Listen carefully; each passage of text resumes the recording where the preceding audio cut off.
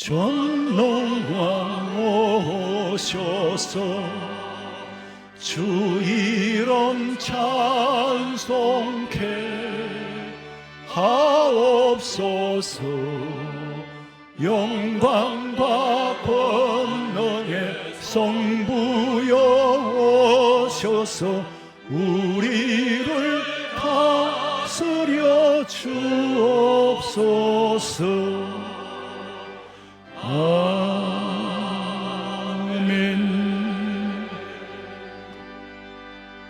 내 영혼이 하나님 곧 살아계시는 하나님을 갈망하나니 내가 어느 때까지 나아가서 하나님의 얼굴을 배울까? 사람들이 종일 내게 하는 말이 네 하나님이 어디 있느냐 하오니 내 눈물이 쥐하로 내 음식이 되었도다. 틀림없이 살아계신 하나님, 역사를 주관하고 계시는데 세상 사람들은 네가 섬기는 하나님이 어디 있느냐고 하나님을 대적하며 우리의 삶 속에 일어나는 일들도 겉으로는 하나님이 계시지 않는 것처럼 이루어져 가나 놀라우신 경륜과 섭리를 영안을 뜨고 바라보며 이 자리에 임재하시는 하나님 영광 받아 주시옵소서. 다시 오실 예수님의 이름으로 기도하옵나이다. 아멘.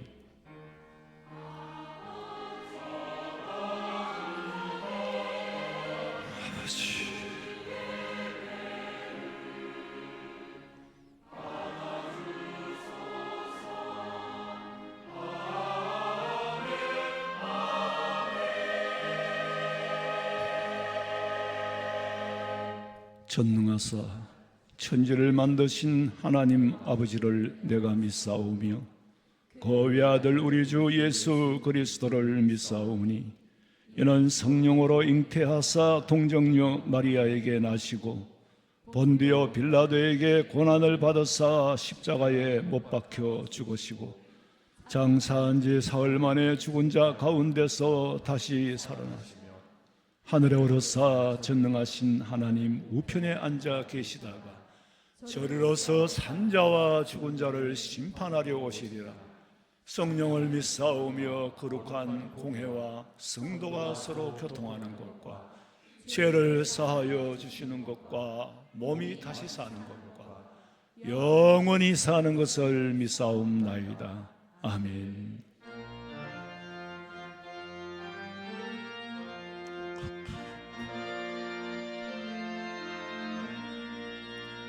구세주를 하는 이들 찬송하고 찬송하세.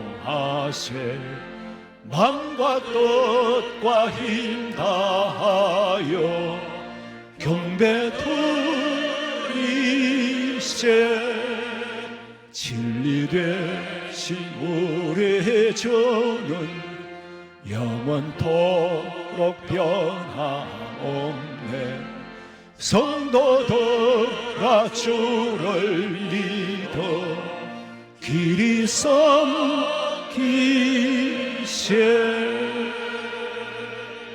하나님이여 나를 지켜주소서. 내가 주께 피하나이다. 내가 여호와께 아뢰되 주는 나의 주님이시오니 주 밖에는 나의 복이 없다 하였나이다. 땅에 있는 성도들은 존귀한 자들이니 나의 모든 즐거움이 그들에게 있도다. 다른 신에게 예물을 드리는 자는 괴로움이 더할 것이라. 나를 훈계하신 여호와를 송축할지라. 밤마다 내 양심이 나를 교훈하도다. 내가 여호와를 항상 내 앞에 모심이요 그가 나의 오른쪽에 계심으로 내가 흔들리지 아니하리로다. 아멘.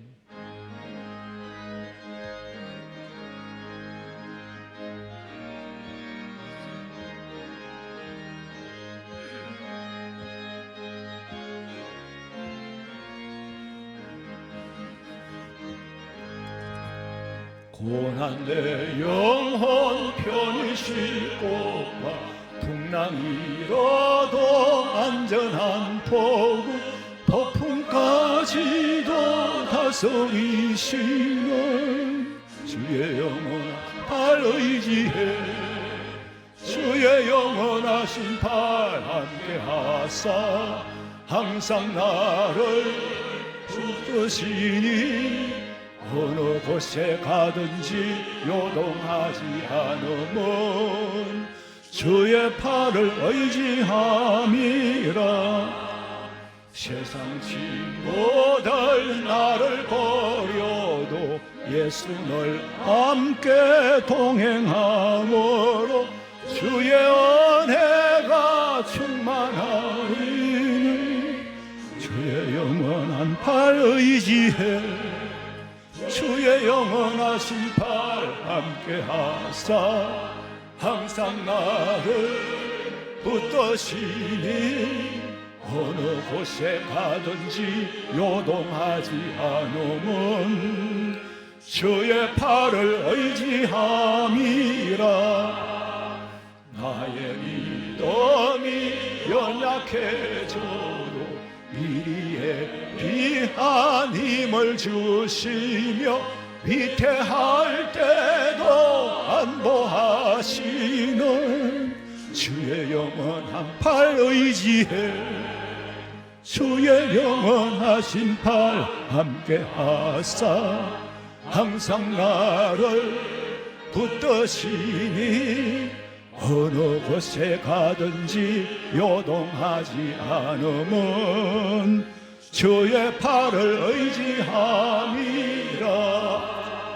능치 못한 것 주께 없으니 나의 인생을 주께 맡기면 나의 뭐든지 대신 지시는 주의 영원한 팔 의지해 주의 영원하신 팔 함께 하사 항상 나를 붙드시니 어느 곳에 가든지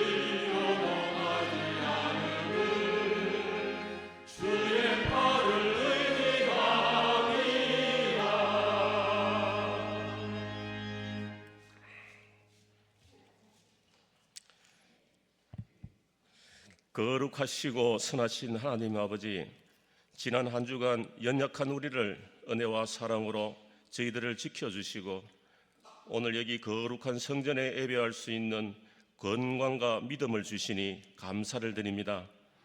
오늘도 한 주간 지은 죄들을 회개하고 또 용서를 구합니다. 우리나라 대한민국을 위하여 간절히 기도할 때인 것 같습니다. 지난 70년간 피땀으로 이뤄온 눈부신 경제 성장과 마음껏 믿음 생활을 할 수 있는 자유 대한민국을 지켜주시고 세워주신 주님의 높으신 섭리와 축복이 있었음을 고백합니다. 하오나 지금의 대한민국은 정치적 소용돌이에 국민들은 길 잃은 양처럼 갈 길을 헤매고 있습니다. 사랑의 주님, 이 나라를 긍휼히 여겨주시사 하루속히 전국이 안정되고 상식이 통하고 정의가 살아나서 정치의 덕목이 덕치라는 것을 깨달아 온 국민이 한 마음으로 통합이 되고 서로를 신뢰할 수 있는 정의 사회 구현을 이루게 하여 주시옵소서. 크리스찬으로서 자유 대한민국을 위하여 한 마음으로 기도하게 하여 주시고 나라에 위기가 있을 때는 세상을 향하여 주님의 높으신 뜻과 옳고 그름을 알리는 게 우리 크리스찬들의 도리인 줄 믿습니다. 일제강점기 때 신사참배 강요에 많은 사람들이 두려움에 따라야 했지만은 우리 크리스찬들이 먼저 목숨을 내어놓고 저항하였습니다. 주기철 목사님은 신사참배 거부에 앞장서셨다가 10년간 옥고를 치르시고 순교하셨고 6.25 전쟁 중에 손영환 목사님은 공산 세력의 끝까지 믿음을 지키시다가 순교하셨습니다. 지금의 저희들도 순교하는 마음으로 이 나라의 자유와 평화를 지키기 위하여 저 어둠의 세력들과 영적 전쟁에서 승리하게 하여 주시고 온 우리의 승리의 방파레가 울려 퍼지게 하여 주시옵소서.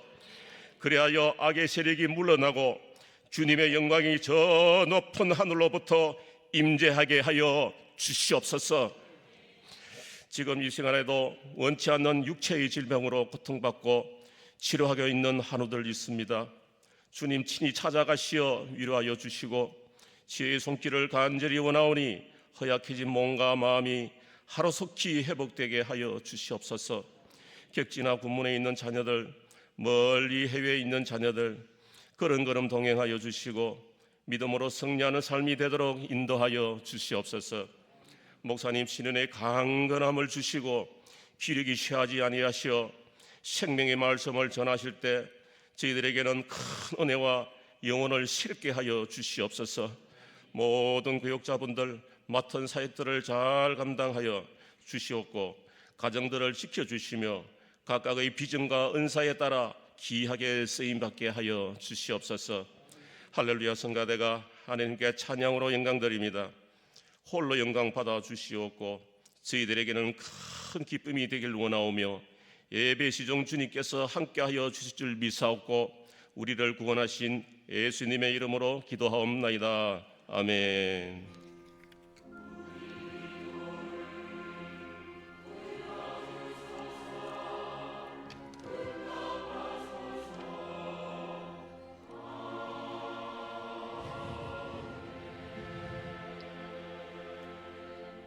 신명기 34장 4절에서 8절 말씀입니다. 찾으신 줄로 믿고 봉독해 드립니다. 여호와께서 그에게 이르시되 이는 내가 아브라함과 이삭과 야곱에게 맹세하여 그의 후손에게 주리라 한 땅이라. 내가 네 눈으로 보게 하였거니와 너는 거리로 건너가지 못하리라 하시매 이에 여호와의 종 모세가 여호와의 말씀대로 모압 땅에서 죽어 벳부올 맞은편 모압 땅에 있는 골짜기에 장사되었고 오늘까지 그의 묻힌 곳을 아는 자가 없느니라. 모세가 죽을 때 나이 120세였으나 그의 눈이 흐리지 아니하였고 기력이 쇠하지 아니하였느니라 하였더라. 이스라엘 자손이 모압 평지에서 모세를 위하여 애곡하는 기간이 끝나도록 모세를 위하여 30일을 애곡하니라. 아멘. 준비하신 예물 드리겠습니다.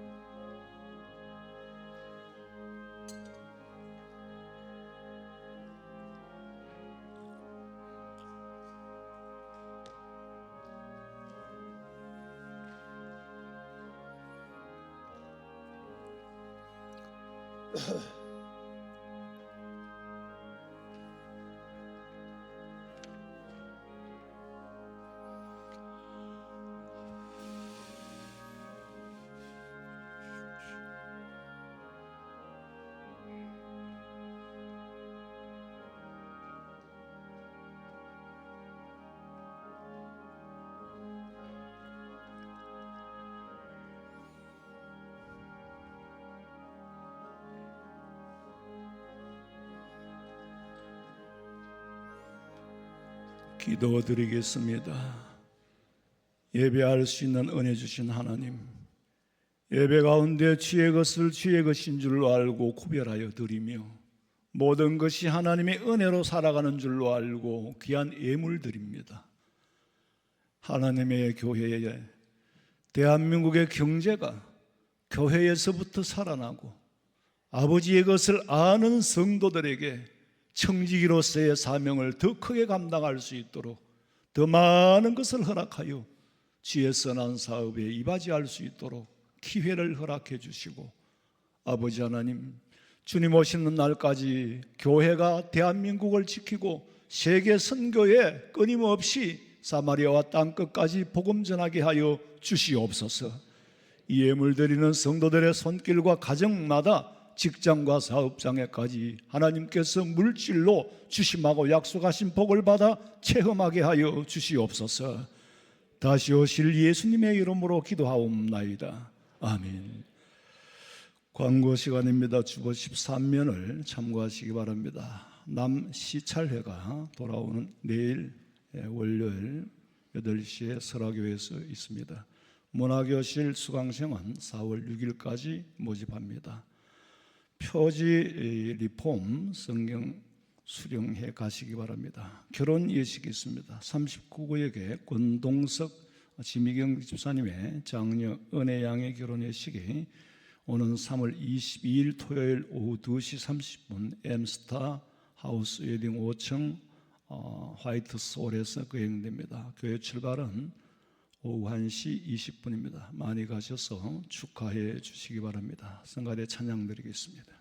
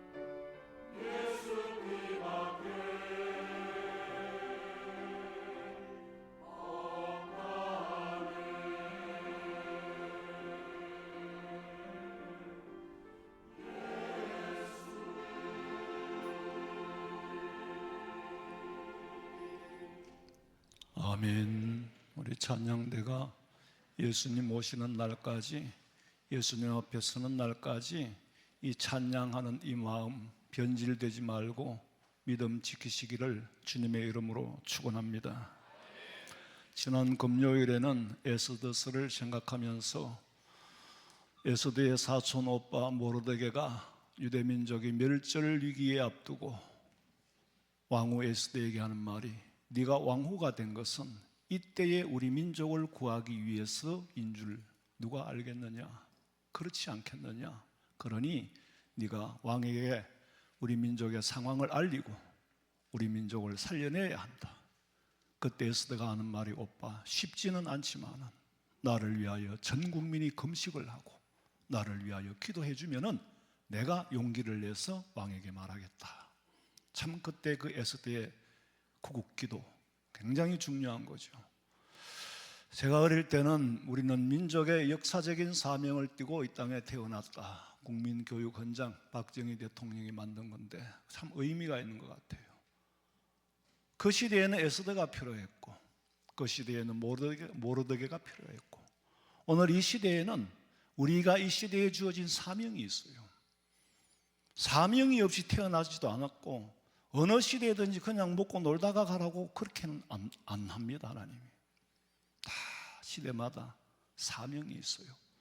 저희들이 어릴 때는 그저 하나님 예수 믿고 천당 가게 해주시고 지옥 안 가게 해주시고 그저 하나님이 복 주시고 아들 딸 잘 되게 해주시고, 제가 기억하기로는 믿음이 그런 터 위에서 자랐습니다. 세월이 흘러 길다면 길고 짧다면 짧은데 너무 많이 변했어요. 그 받은 바 은혜에 대한 이제는 사명을 감당해야 할 때가 오늘 이 시대에 우리에게 주어진 사명인 줄로 믿으시기 바랍니다. 사명이 있어요. 이렇게 경제가 성장하고 어렵다 하지만은 상대적인 빈곤이지 절대적인 빈곤에 처한 나라에 비하면 잘 사는 나라예요. 어떻게 이런 일이 있을 수 있겠어요? 이제는 강대국이라는 그 레벨에서 지키려고 하니까 어려운 것이, 여러분 돌아보면 하나님 앞에 받은 바 은혜가 너무 큽니다. 이제 이 시대의 한국 교회를 통하여, 이 시대의 우리 교회를 통하여 하나님이 하시고자 하는 뜻을 이루는 선한 도구로 쓰임 받으시기를 주님의 이름으로 축원합니다. 갈라디아서를 공부하면서 의가 무엇이냐, 의를 행하다가 낙심하지 아니하면 때가 되면 거둔다. 그 의를 행한 사람을 우리는 모세라고 생각을 하고, 왜? 민족을 살리고 하나님의 역사를 드러냈던 사람이기 때문에. 출애굽, 애굽에서 건져내서 선을 이루기까지는 고난과 고통이 따르지요. 그래도 낙심하지 않고 때가 되면 거둔다는 것을 모세는 증명해 낸 사람입니다. 그런데 모세가 애굽에서 이스라엘 백성들 끌고 광야 40년을 마쳤어요. 이제 바로 건너가면은 가나안 복지예요. 꿈에도 그리던 가나안 복지요. 요단강만 건너가면 되는데 모세는 요단강을 건너지 못하고 지금 요르단, 모압 지방이 요르단이에요. 요르단 비스가산에서 죽었더라. 그래서 건너다 보고 들어가지는 못했더라. 34장 4절.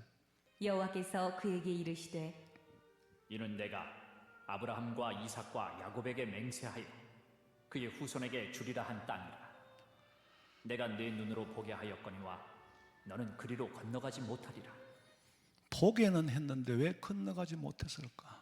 모세가 궁극적인 목적은 가나안 땅에 이스라엘 백성들을 데리고 들어가는 건데, 백성들은 들어가는데 네가 끝까지 들이지는 못할 거야. 네가 데리고 들어가지는 못할 것이다. 왜? 모세가 늙고 나이가 많았어요? 아니에요. 34장 7절 봐요. 모세가 죽을 때 나이 120세였으나, 그러면 정명을 살은 거죠. 그럼에도 불구하고 그의 눈이 흐리지 아니해서 대해를 바라봤다 그랬어요. 서해. 그러니까 요르단에서는 건너다 보면은 이스라엘이고 이스라엘 너머에 지중해가 있어요. 그게 이스라엘 입장에서는 서해지요. 그 서해까지 바라볼 만큼 눈이 흐리지 않았고 기력이 쇠하지 아니하였더라. 그런데도 건너는 못 가게 했어요. 5절. 이에 여호와의 종 모세가 여호와의 말씀대로 어디서 죽었더라? 모압 땅에서 죽으니라. 모압 땅은 어디라고? 요르단이에요. 그러나 그 후손들은 가나안 땅에 들여보냈어요. 후계자 여호수아와 갈렙을 통해서. 선을 행하면서 모진 고통 속에서도 낙심하지 않고 책임을 다했던 모세가 가나안 땅에 정작 본인이 들어가지 못한 이유는 반석을 2번 쳤기 때문에. 민수기 20장 10절. 모세와 아론이 회중을 그 반석 앞에 모으고 모세가 그들에게 이르되 반역한 너희여 들으라. 우리가 너희를 위하여 이 반석에서 물을 내랴. 하고 모세가 그의 손을 들어 그의 지팡이로 반석을 2번 치니 물이 많이 솟아나오므로 회중과 그들의 짐승이 마시니라. 얼른 듣기에는 참 좋잖아요. 반석을 쳐서 물을 내서 사람들이 마시고 짐승을 마시고, 겉으로 보기에는 그래요. 그런데 모세가 반석을 왜 2번 쳤을까? 반역한 무리들이에요. 반역한 무리들. 원망과 불평이 끊임없이 어필이 들어오는데 감당이 안 돼요. 그래서 모세가 화가 나가지고 반석을 그냥 한 번 쳐야 될 거를 2번 쳤다는 말은 분노했다는 말이에요. 목적은 좋은데 방법이 합리적이지 못하다. 끝까지 참아야지. 왜 화를 내느냐? 한 번 냈던 화 때문에 건너다 보이는 가나안 땅에 직접 들어가지 못했습니다. 이어서 12절 봐요. 여호와께서 모세와 아론에게 이르시되 너희가 나를 믿지 아니하고 이스라엘 자손의 목전에서 내 거룩함을 나타내지 아니한 것 너희는 이 회중을 내가 그들에게 준 땅으로 인도하여 드리지 못하리라. 반석을 2번 쳤어. 화를 냈기 때문에 너는 가나안 땅에 들어가지 못하리라. 그런데 그냥 그렇게 말씀하고 지나칠 줄 알았어요. 그런데 아니요. 하나님은 한번 입으로 내뱉은 말씀은 지키시는 분이에요. 변개치 않은 분이에요. 결국에는 자기는 못 들어가고 후계자 여호수아와 갈렙을 통해서 들어가게 했어. 그렇다고 모세가 가나안에 못 들어갔다고 해서 지옥 갔다는 말은 아니에요. 천국에 못 갔다는 말은 아니란 말이에요. 거기까지가 모세의 지상생활이에요. 거기까지가 광야 생활이에요. 여러분, 오늘 우리가 여기서 죽으면 여기까지가 광야입니다. 우리 지금 광야에 살잖아요. 죽는 날 고날까지가 광야고 그 다음에는 천국이에요. 비록 모세는 모압 땅 느보산에 비스가산 꼭대기 비스가산에서 생을 마감했지만은 이스라엘을 해방시킨 사람은 모세라고 말하지 여호수아라고 말을 안 합니다. 34장 5절.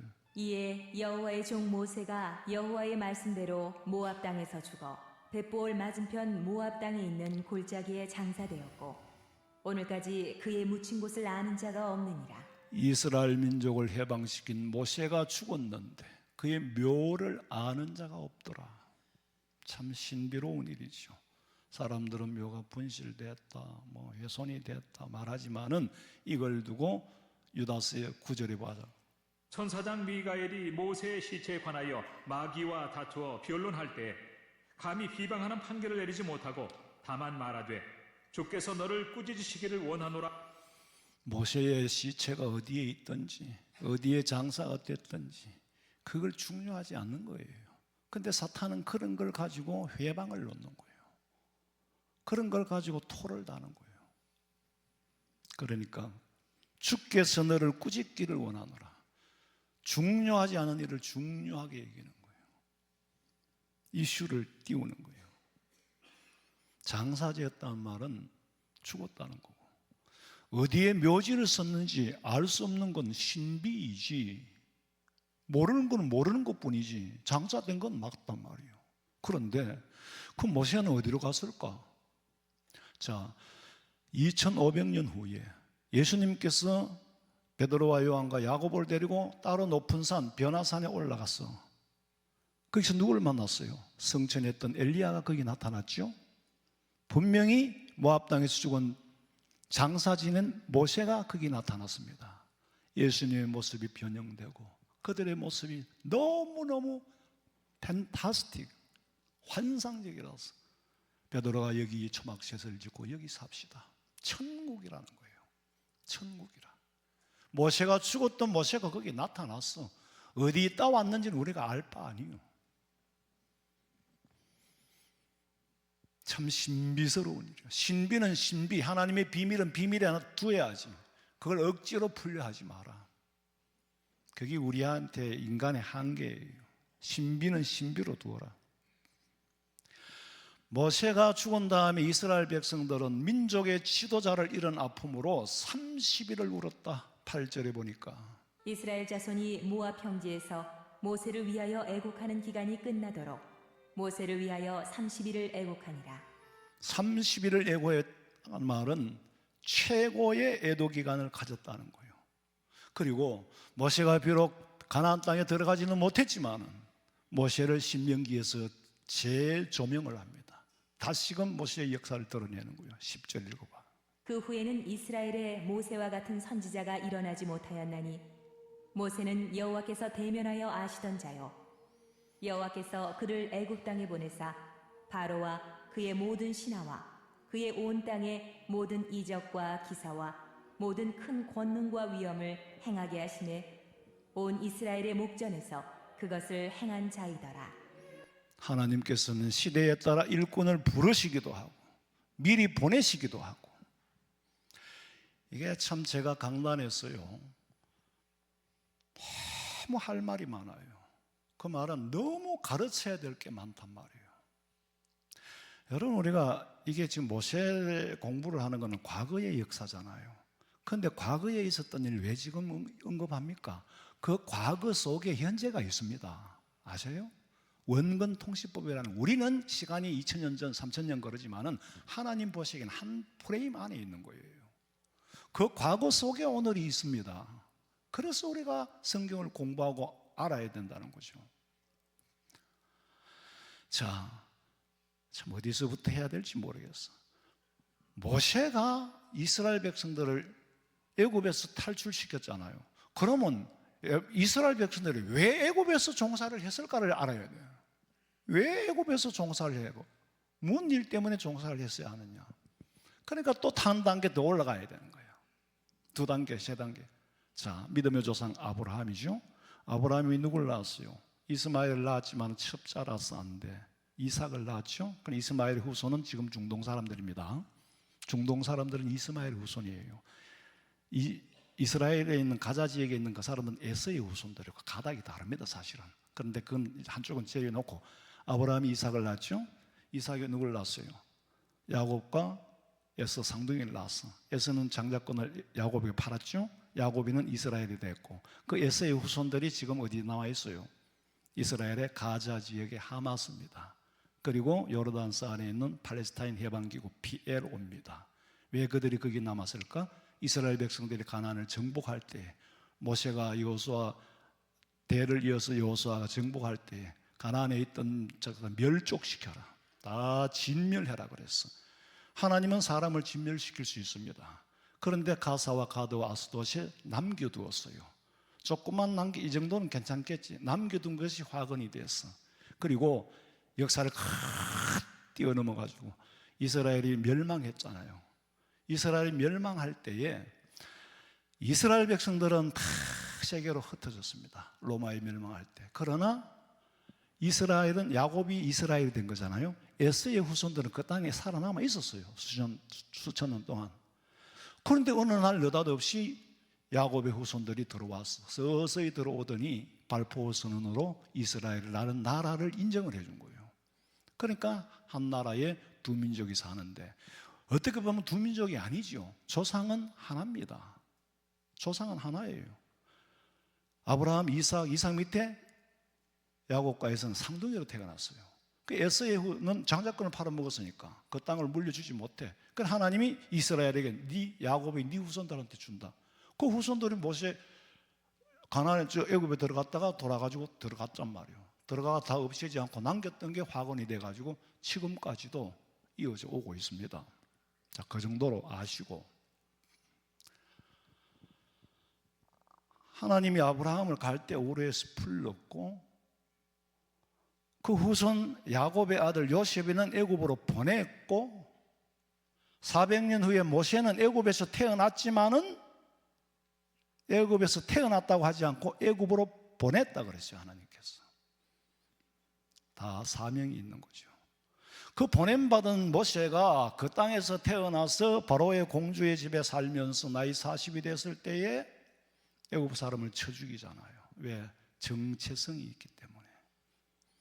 어머니로부터 받은 민족의 정체성이 있기 때문에.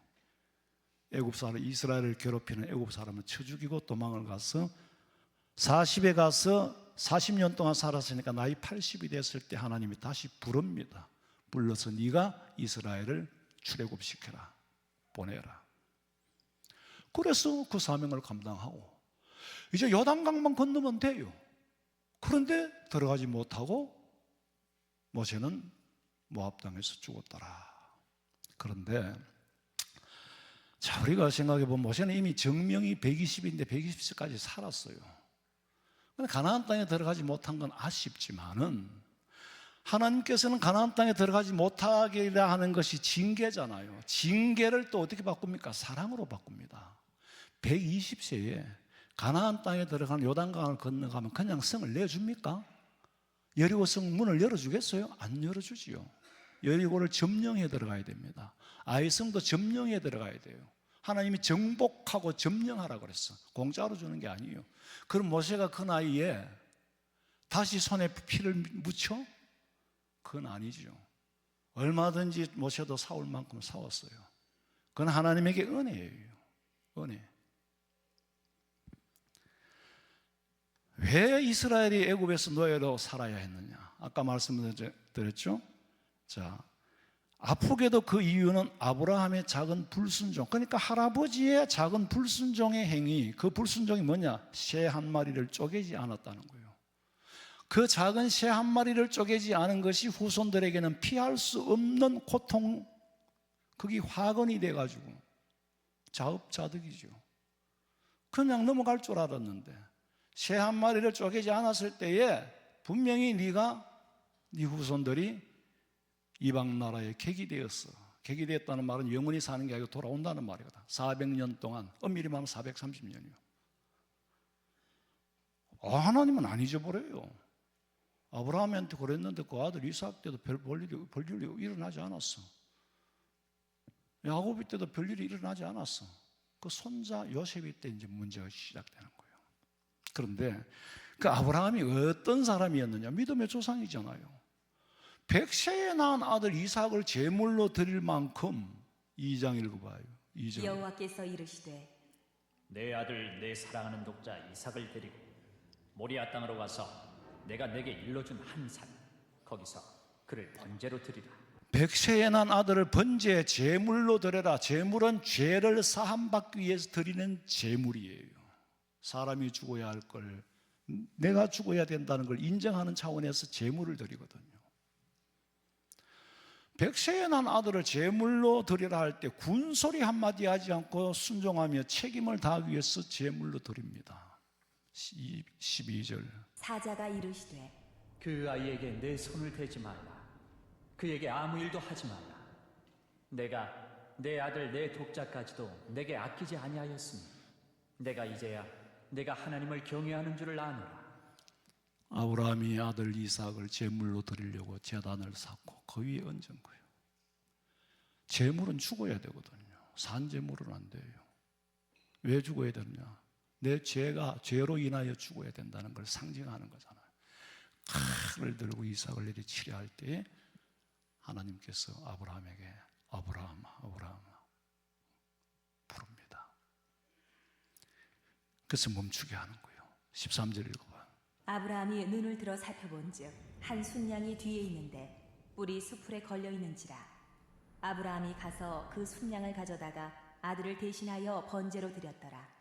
아브라함은 아들을 제물로 바치기까지 바칠 만큼 순종한 선을 행한 사람입니다. 그런데 그 선을 행하려면 아들을 드려야 돼요. 그 아들을 드렸잖아요. 그런데 그 선을, 그 아들을 제물로 받으시는 것이 아니라 하나님이 준비해 놓은 순양을 받으시는 거예요. 순양을 받으시고는 하시는 말씀이 내가 순양을 받았다라고 말씀하시지 않고 네 독자를 내가 받았다고 말합니다. 우리가 이런 거 있잖아요. 자, 감사합니다. 마음은 받았습니다. 마음이 더 중요하잖아요. 물질보다 마음이 더 중요해요.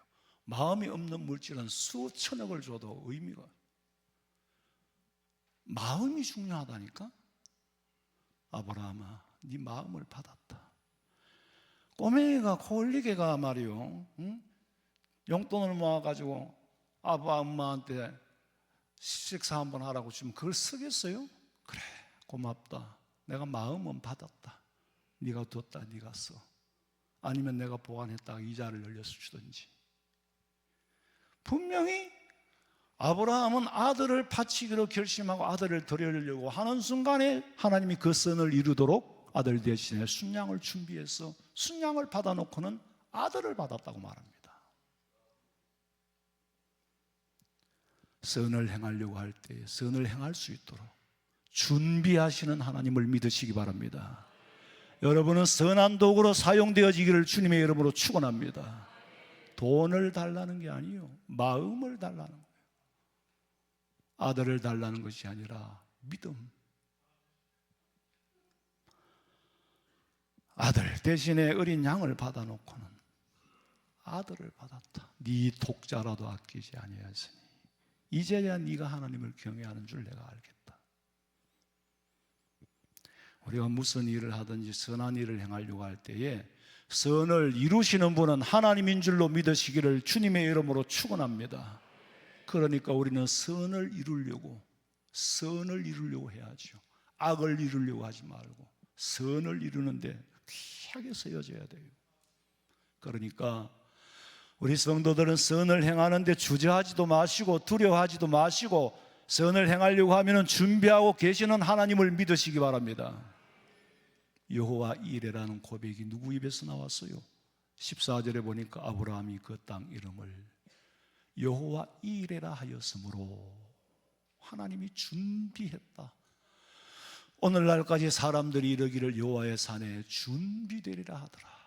하나님은 우리를 위하여 준비하고 계시는 하나님.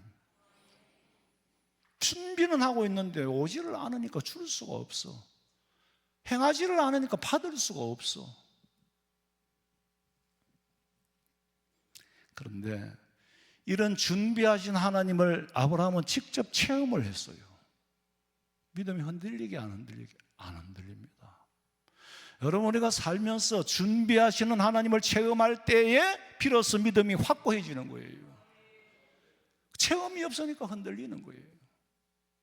삶 속에 분명히 믿음의 뿌리는 체험이 있어야 돼.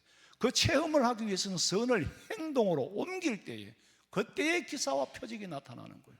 평생을 예수 믿으면서 그거 한번 체험하지 못했다면 믿음이 흔들릴 수밖에 없잖아요. 그리고 성숙한 일을 할 수도 없어요.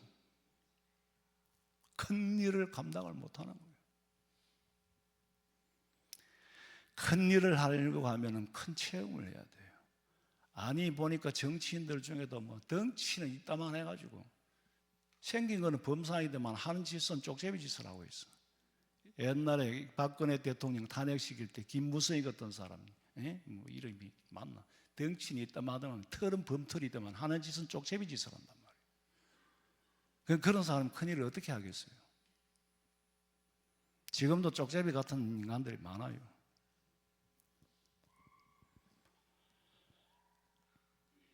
하나님의 명령은 선인 줄로 믿고 책임을 다할 때 하나님은 이루어가게 하시는 거예요. 아브라함은 아들 하나를 드려 그 후손이 번성하는데 16절 읽어봐요. 이르시되 여호와께서 이르시기를 내가 나를 가리켜 맹세하노니 내가 이같이 행하여 내 아들 내 독자도 아끼지 아니하였은즉 내가 내게 큰 복을 주고 내 씨가 크게 번성하여 하늘의 별과 같고 바닷가의 모래와 같게 하리니 내 씨가 그 대적의 성문을 차지하리라. 계속해서 네 독자를 드렸다 그래. 독자를 받은 게 아니고 양을 받았는데 자기가 준비해서 자기가 받아놓고는 아브라함 때 네가 독자를 아끼지 않았으니까 내가 네 후손들 하나를 받고 100을 줍니까?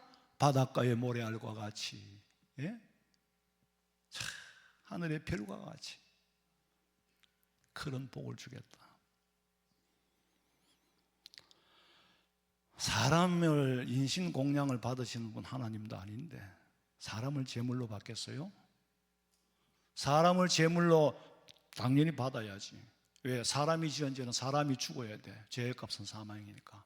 근데 사랑하시는 우리를 죽게 한 게 아니고 독생자 예수, 예수님, 성자 예수님, 하나님 자기 몸을 떼서 자기가 제물로 벌을 받아야죠. 벌을 공의만 행합니까? 그 속에 우리를 사랑하는 사랑이, 공의와 사랑이 포함된 게 예수님의 십자가인 줄로 믿으시기 바랍니다. 동시에 다 이룬 거예요. 18절에 네 씨로 말미암아 천하 만민이 복을 받으리니 이는 왜냐하면은 네가 나의 말을 준행하였음이라. 준행했다고 인정을 합니다. 사실은 아브라함은 끝까지 물론 드리려고 했죠. 그 결심은 이미 준행한 거나 같잖아요. 그런 약속을 받았던 아브라함이 실수를 하잖아요. 10절 읽어봐요. 아브라함이 그 모든 것을 가져다가 그 중간을 쪼개고 그 쪼갠 것을 마주 대하여 놓고 그 새는 쪼개지 아니하였으며 솔개가 그 사체 위에 내릴 때에는 아브라함이 쫓았더라. 아들을 독생자를 제물로 드렸던 그 믿음의 아브라함이 그도 실수를 한 거예요. 성경은 잘한 건 잘한 대로, 못한 건 못한 대로 그대로 기록을 합니다. 재물은 죄 사함 받기 위해서 드리는 거라 그랬죠. 그러니까 쪼개야 된다. 니하고 나하고 약속을 안 지키면 머리가 두 쪽 난다. 그래서 재물은 반드시 쪼개야 돼요. 큰 죄든 작은 죄든 쪼개야 돼요. 근데 쪼개지 않았어. 그러니까 재물을 안 받으시고 솔개가 그 재물 위에 앉은 거예요. 그러니 아브라함이 쫓아낸 거예요. 갈멜산에서 하나님께서 재물을 불로 태우고 응답을 하셨잖아요. 작은 건 쪼개지 아니하였더라. 10절 읽었어요? 자, 이것이 이스라엘 백성들이 400년 동안 애굽에 가서 종살이를 해야 했던 죄입니다. 실수입니다. 하나님의 뜻을 범한 거죠. 너무 작은 쇠라고 소홀히 여겼다는 거죠. 그런데 문제는 작은 쇠를 드린 사람이나 양을 드린 사람이나 송아지를 드린 사람이나 죄의 크기는 똑같습니다. 죄를 많이 지면 양을 드려야 되고 적게 지으면은 병아리를 드려도 되고 그런 게 아니에요. 부자는 재물을 양을 드리고 소를 드려야 되고 가난한 사람은 비둘기를 드리는 거예요. 죄의 크기에 따라 드린 게 아니에요. 그럼에도 불구하고 아브라함은 재물이 적으니까 소홀히 여겼다는 거죠. 근데 웬만하면 넘어갈 건데 하나님이 왜 쫀쫀하게 그러시냐? 쫀쫀한 게 아니에요. 아브라함이 불순종한 거고 소홀히 여긴 거. 그러니까 하나님의 말씀을 경홀히 여겨서도 안 되고 하나님은 경홀히 여김을 받으시는 분이 아니에요. 우리한테 쉽게 놀림감이 되는 분도 아니에요. 사체 위에 솔개가 내렸더라. 재물을 받지 않는다는 것이. 재물을 못 받으면 죽어야죠. 제사함이 안 되면은. 그래서 그게 화근이 돼가지고 죽이지는 않고 이스라엘이 애굽으로 400년간 종살이를 보낸 거예요. 빨아 쪼개다. 그러니까 약속은 했으면 머리가 두 쪽 나도 지켜야 되는 게 약속입니다. 그러니까 우리 좀 욕 같지만은 머리가 짐승은 대가리입니다. 엄밀히 말하면 사람은 머리잖아요. 근데 사람 보고 대가리라 그러는 건 욕이지. 대가리 두 쪽 나도 약속은 지킨다. 약속을 지켜야 되는 건 맞아요. 머리가 두 쪽 나도 약속은 지켜야 돼. 근데 하나님은 약속하신 걸요, 나는 잊어버려도 절대로 잊어버리질 않습니다. 400년 동안 종살이 시켰는데 계기 되었으니까 돌아오리라고 했는데 그 사람들은 애굽에서 종살이를 하면서 우리가 가나안으로 돌아간다는 것도 잊어버리고 우리 조상한테 약속했던 것도 잊어버리고 역사 교육이 없었다 그랬잖아요. 그러니까 종으로 노예로 산 거예요. 그리고 살고 있는데 하나님은 자기 약속을 지켜야 되니까 모세를 보낸 거예요. 그 땅에 태어나서 준비를 시킨 거죠. 공주의 아들로 나일강에 버려진 거를 데려다가 키아가 준비를 시키는 거예요. 도망을 가서 광야 생활도 익혔습니다. 광야에서 어떻게 해야 살아남는다는 것을 몸으로 체험한 사람이에요. 하나님의 뜻은 신묘막측합니다. 제사함 받아야 하는 것은 비둘기를 드린 사람이나 양을 드린 사람이나 똑같아요. 그래서 400년간 모진 대가를 치르고 아브라함의 실수 넘어가지 않고 공의로우신 하나님은 소홀히 여기지 않는다는 걸 본때를 보인 거예요. 13절 읽어봐요. 여호와께서 아브라함에게 이르시되 너는 반드시 알라.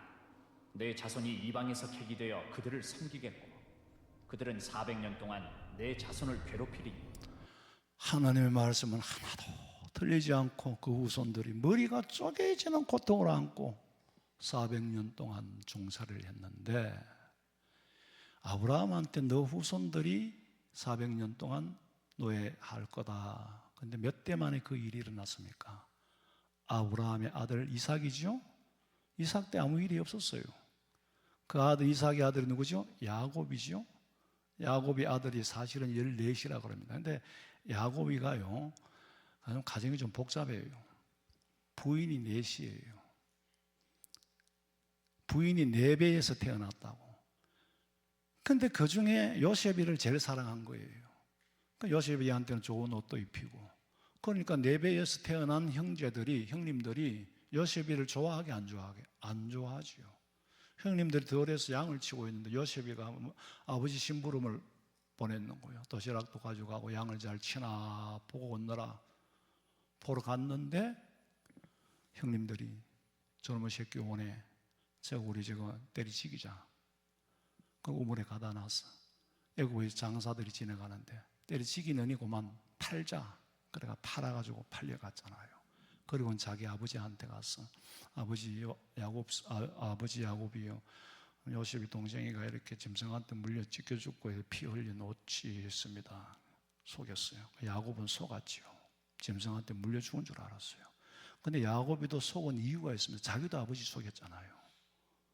자기도 에서 대신에 가서 지가 속였잖아. 예? 전부 사필귀정이에요. 하나님은 너무 세밀하셔요. 그리고 요셉이가 팔려갔으니까 형님들한테 미움받아가 팔려갔고 뭐 당연한 거 자연스럽게 그렇게 되는가 보다. 그렇지만은 사실은 그 의미, 그 속에 숨은 뜻은 하나님의 경륜을 이루어가고 하나님의 깊은 뜻이, 하나님의 약속, 하나님의 역사가 이루어지고 있는 거예요. 시작된 거예요. 요셉이가 팔려갔죠. 애국에 가서 천신만고 그때 국무총리가 되었어요. 총리가 됐는데 고향 땅 가나안에는 흉년이 들었어. 양식을 구하러 왔는데 보니까 자기 형님들이야. 형님들은 요셉이를 몰라보지만 요셉이는 보니까 딱 형님들이야. 아버지는 살아 계시냐? 그러니까 예. 자기가 요셉이라고 밝히지 않고 그래? 그러면 동생 하나하고 아버지하고 다 모시고 와. 니들 다 데리고 모시고 와.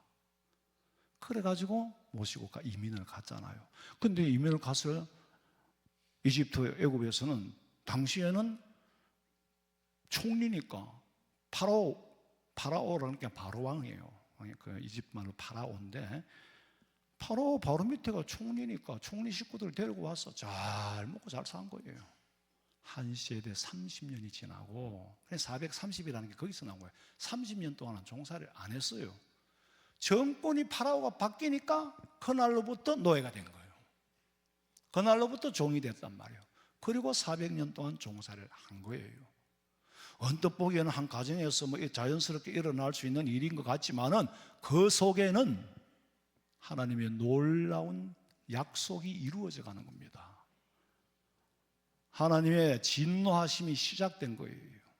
너무나도 자연스러운 일 같은 그 사건 속에 하나님은 자기 일을 하고 계시는 거예요. 이제 답이 나왔죠? 왜 이스라엘 백성들이 애굽에 가서 종사를 했어야 했는지. 그 할아버지 아브라함이 불순종 때문에 한 대를 넘어 두 대를 넘으니까 아무런 일이 없는 줄 알았는데 결국에는 3대 4대에 가서 너무나도 자연스럽게 애굽으로 이민을 갔던 게 후에는 종이 됐단 말이에요. 그 백성들을 하나님께서 모세를 불러서 400년 켰으니까 400년 되면 불러내야 되잖아요. 모세를 통해서 400년 되니까 불러내는데 모세도 미리 준비를 시켰잖아요. 참 하나님은 여호와 이레의 하나님, 준비시키는 하나님. 여러분, 하나님께서는 그들을 영원히 종으로 버리지 않고 그 가운데서 400년이라는 기간을 주셨는데 역사 교육이 없어서 회복할 근거가 없는 거예요. 여러분, 우리나라가 이렇게 잘 살게 됐으면 역사 교육이 있어야 됩니다. 왜냐하면 어떻게 해서 이렇게 됐다는 걸 알아야 무너지질 않고 지킬 수가 있는데 아버지가 돈 벌어는 과정은 안 보여줬어요. 사우나에 데리고 가서 땀 흘리는 거는 봤지 아버지가 노동 현장에서 일하는 모습을 안 보여줬어. 우리 가정이 어떻게 해서 이렇게 이루어졌는지를 몰라요. 안 가르쳤거든. 대한민국에게 어떤 역사 토대에서 이렇게 독립을 하고 6.25를 겪고 모진 세월을 보내고 이렇게 됐는지를 모르니까 그게 지킬 수가 없잖아요, 나라를. 아버지가 땀 흘리는 모습을 봤으면 요즘 젊은 사람들도 땀 흘려서 일하려고 할 건데, 그거는 안 보이고 니는 공부만 해라 했는데, 그래가 키 안 하고 보니까 힘든 일은 안 하려고 그래. 그래 외국인들이 다 들어오잖아요. 모습이 이렇게 되면 어떻게 될까? 역사를 모르면요, 과거를 모르면 미래가 없어요. 우리가 성경의 역사를 공부하는 거, 모세 시대의 역사, 아브라함의 역사를 공부하는 그 역사 속에 뭐가 있다? 미래가 있는 거예요. 예? 역사 속에 미래가 있어요. 그 역사관이 잘못된 거예요. 역사관이 없는 거예요. 그게 문제예요. 인간들의 역사는 복잡하지만 하나님은 간단합니다. 약속을 지키시고 사랑과 공의로 역사를 이끌어가는 거예요. 우리는 지금 살아계신 하나님 앞에 하나님의 면전에서 예배하고 있어요. 여기서 우리는 허튼 생각을 할 수도 없고 허튼 짓을 할 수도 없어요. 그리고 반드시 선을 행하되 낙심하지 않으면 때가 되면 거두리라, 때가 되면 이루리라. 그 약속이 지금도 변하지 않습니다. 십자가의 제사함 받고 우리는 하나님의 약속 성취를 바라보고 이 마지막 때의 이 시대에 내게 주어진 사명이 뭔지를 알아야 돼요. 내게 주어진 이 시대적인 사명이 뭔지, 나라를 위해서는 어떤 일을 해야 되고, 교회를 위해서는 어떤 일을 해야 되고, 가정을 위해서는 어떤 일을 해야 되고, 내 개인의 미래를 위해서는 어떤 일을 해야 되는지 역사관을 가지고 사명을 알아야 돼. 사명을 깨달아야 돼. 사명을 모르니 그냥 와서 살다가 그냥 죽는 거예요. 하나님 앞에 가면 상이 없지요. 우리 성도들은 민족 중흥의 역사를 띠고서 이 땅에 태어났지만 더 크게는 하나님께서 우리에게 사명을 주셔서 이 마지막 때에 나라를 지키고, 나라를 지킴으로 믿음을 지키고, 믿음을 지킴으로 복음을 땅 끝까지 증거하는데 귀하게 쓰임 받으시기를 주님의 이름으로 축원합니다. 살아계신 하나님, 우리는 아무것도 모르고 살았지만 과거는 과거로 지나간 것이 아니라 과거 속에 미래가 있고 미래 속에 또한 과거가 있었지 않습니까? 통찰하고 계시는 하나님, 너무나도 분명하신 하나님, 우리가 함부로 허투루게 살 수가 없는 게 하나님이 살아계시고 진노도 하시고 사랑도 하시는 하나님, 우리가 오직 아버지의 뜻을 쫓아 주신 사명 감당하고 아브라함과 같이 독자 하나를 들여서 하늘의 별과 같이 바닷가의 모래알과 같이 후손들이 번성하고 땅에서 잘 되고 아브라함과 같이 늙어서 나이 많아 범사의 복을 받게 해 주시옵소서. 다시 오실 예수님의 이름으로 기도하옵나이다. 아멘.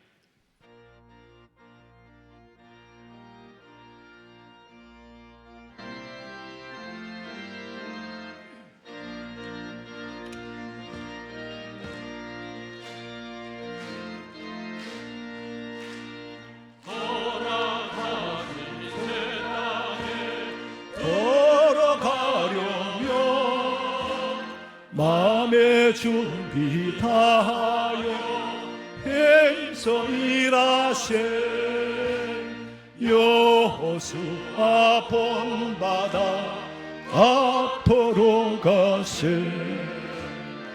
우리 거할 처소는 주님 품일세 시험 환난 당해도 낙심 말고서 마음의 걱정 버리고 힘써 일하세 여호수아 본받아 앞으로 가세 우리가 알 처소는 주님 품일세 앞서 가신 예수님 바라보면서 모두 마음을 합하여 힘써 일하세 여호수아 본받아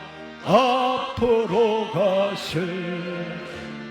우리 거할 처소는 주님 품일세. 일할 곳이 아직도 많이 있으니 담대하게 나가서 힘써 일하세. 여호수아 본받아 앞으로 가세. 우리 거할 처소는 주님 품일세. 지금은 우리 주 예수 그리스도의 은혜와 하나님 우리 아버지의 그 극진하신 사랑과 성령의 위로하심과 교통하심이 이 시대에 주어진 사명 감당하여 선을 베풀고 거두기를 소망하는 우리 성도들의 머리 위에, 가정과 직장과 사업장과 자녀들의 앞길 위에 지금으로부터 영원토록 함께 있을지어다.